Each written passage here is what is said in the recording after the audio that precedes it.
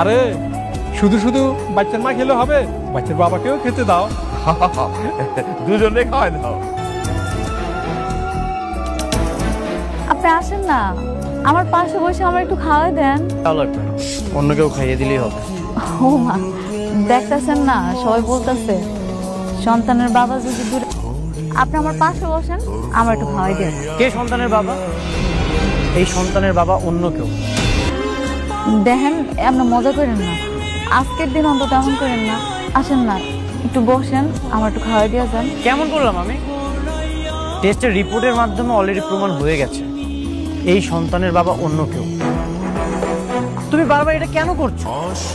অন্য একটা পুরুষের সন্তানকে তুমি আমার বলে পরিচয় করাচ্ছ। তুমি আমাকে ইনভাইট করেছো, সেই জন্য এসেছি।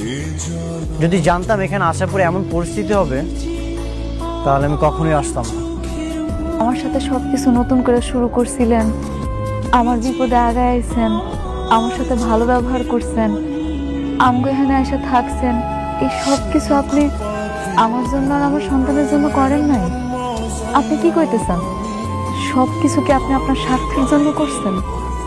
শুধুমাত্র আপনার কোম্পানির কোটি টাকা লাভ হইব এই জন্য করছেন?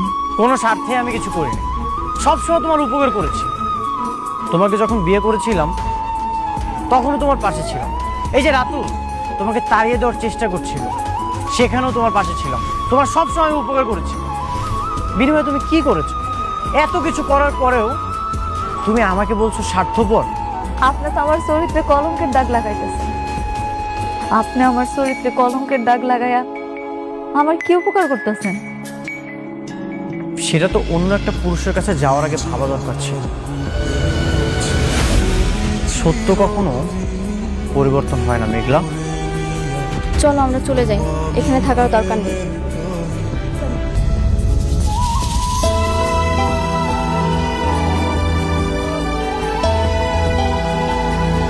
দোহাই আপনার, আমার এরকম অপবাদ দিয়া চলে যাবেন না।